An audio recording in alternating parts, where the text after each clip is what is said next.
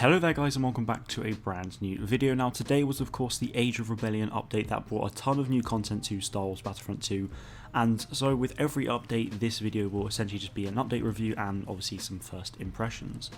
Now it's worth noting as well that this update was far bigger in content size than I ever imagined it would be up until we found out yesterday, so already that feels amazing. And yesterday I had a really great buzz around it, and today I obviously got to test it out and stuff like that.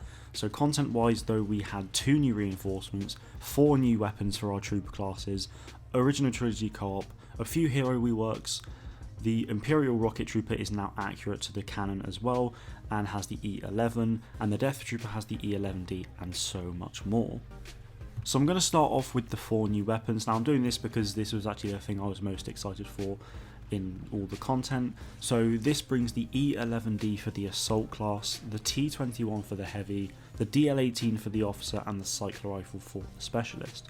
Now to unlock these you have to get 50 kills on co-op with each class to earn their respective weapon. Once you've done that, head over to the home menu and open the crate within them to actually be able to go and use them in the game. Now bear in mind that my time with these were very limited, so my overall opinions on these might not be the same as yours. They might be slightly skewed and stuff, but the E11D, I'll start off with that, is very good. It's not the best assault weapon. I'd definitely say the A280 and the EL16 HFE is probably better, to be honest, but it's very nice to have it anyway and I'm very happy to have it in the game. The T21 is incredible though. It's definitely up there, if not even better than the TL50 for the heavy, so I'm very happy with that. Might be a little bit overpowered, especially at a slightly longer range, but that's kind of what it's there for in a way. It's got a longer range so that it has a slower rate of fire.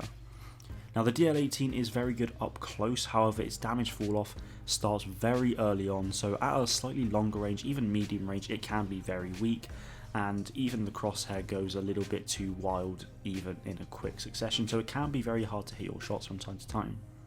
Now lastly we have the cycler rifle, which is obviously in Battlefront 2015 was a star card, so it's a little weaker than I expected. It does about 65 damage to the body and about 120 to the head. However, you can fire 3 shots very quickly, so it does kind of make up for it in a way. I wouldn't say it's necessarily the best sniper. I think that NT242 is probably still better, but it's very enjoyable to use and I can see myself using it a lot in the future. And now that we finally have new weapons in the game for our troopers, I really do hope DICE continue to go and add more over the next few months.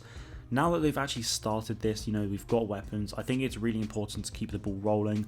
I don't think it would look particularly good for them if they go and add 4 weapons and then they don't add any more for about 6 to 8 months. I think for a community's perspective, we're obviously happy that we've got it now, but it would be very annoying if we had to wait even longer again just to go and get another weapon. So moving on to the reinforcements now, I'll start with the new infiltrators for the original trilogy. So straight away I'm really happy that they finally got the original trilogy with infiltrators, which means that class is essentially now complete.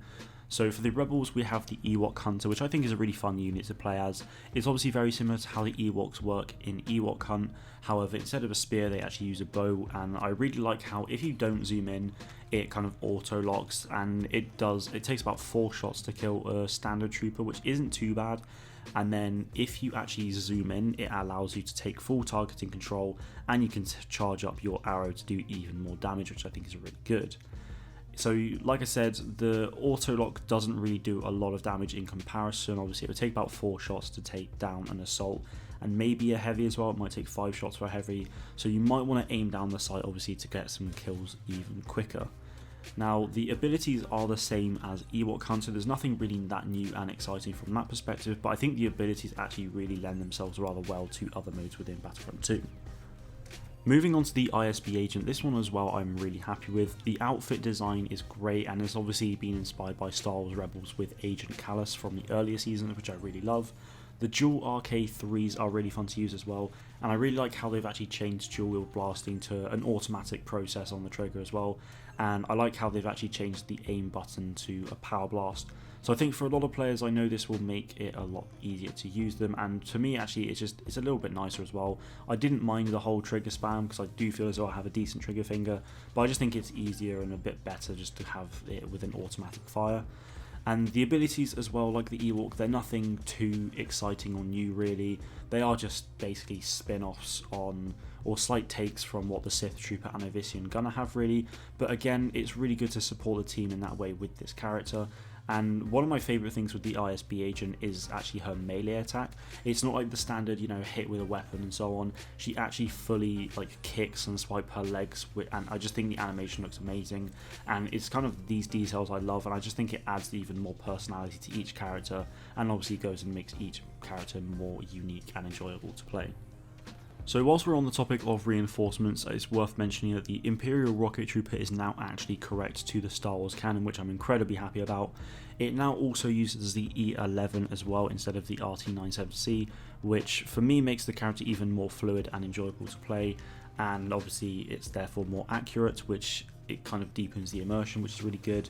And it's also got 2 new skins, so obviously it had its original skin which wasn't accurate, but with this update it's now got an accurate updated one, which was the Commander, and the default appearance is actually, I wasn't really expecting it, but basically we've now got the white shoulder pad and the orange shoulder pad, so we've got both variants of the Imperial Jet Trooper, which I'm really happy about.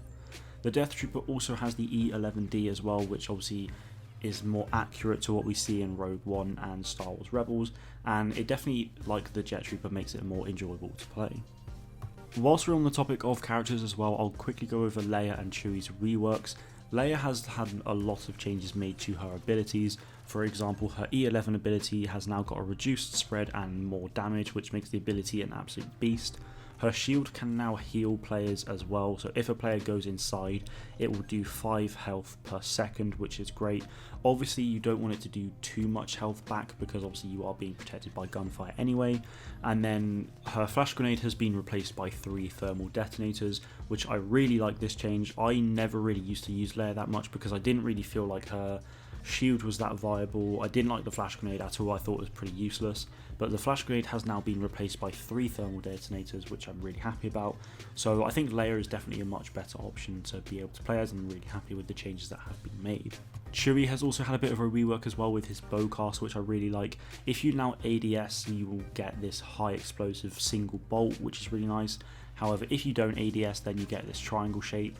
With Overload, if you ADS as well, you still get that cross that you used to get, but if you're no longer ADS, instead of it just being a 5-shot straight line on the horizontal, it's now like a circle or pentagonal shape, which I think is really good. Obviously helps focus the fire a bit more and kill people easier.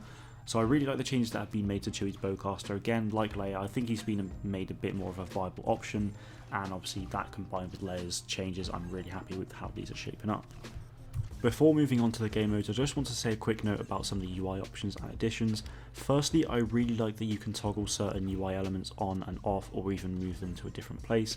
I think it's great that DICE have actually allowed players to essentially customize their own experience. I think this is actually really important, and it will allow people to have it the way they want. I also really like that they've changed the battle points UI in the spawn menu. I think it makes it look a lot clearer than before. And lastly, I really like that the scoreboard now actually shows the rank of each person's unit. However, I think they should make it a bit more clearer actually as to who's in your group or not. So before this update, obviously, if there was someone in your group, it was a very bright green. However, they have updated the actual scoreboard UI now, and I think it's not very clear who's in your group or not. You can tell there is a subtle difference in colour, but I really do think they should make it a bit brighter, or just make it stand out a little bit more, just so you can actually better see who's in your group or not. So last but not least is Original Trilogy Co-op, which is actually a lot of fun. Co-op for me isn't something I very rarely go on, to be honest, but playing on the Original Trilogy so far has been amazing. I really think that DICE have done a great job in pushing co-op out onto all the eras, and I'm really looking forward to them doing the same to Supremacy next month, and obviously adding Scarif. So the 4 capital ship maps as well are either coming or have been added already. I know the Resurgent class Star Destroyer and the MC-85 are coming next month, but the Venator and the Separatist Dreadnought have indeed been added this month with co-op, which I think is really good. I haven't played them yet, but it's really nice to see those maps coming to different modes. And it's obviously like the MC-85 and the Resurgent Star Destroyer have come to HVV as well, which I'm really happy to see. All in all though guys, I think this update has actually been one of the best since the game's launch really. I know I've said that quite a lot over the last year or so, but DICE really are impressing me with the updates at the moment, and it genuinely feels amazing to have Original Trilogy content in the game, and I really cannot wait for Scarif and maybe more next month. Let me know your thoughts on today's update in the comments below. Thank you all very much for watching, and may the Force be with you always.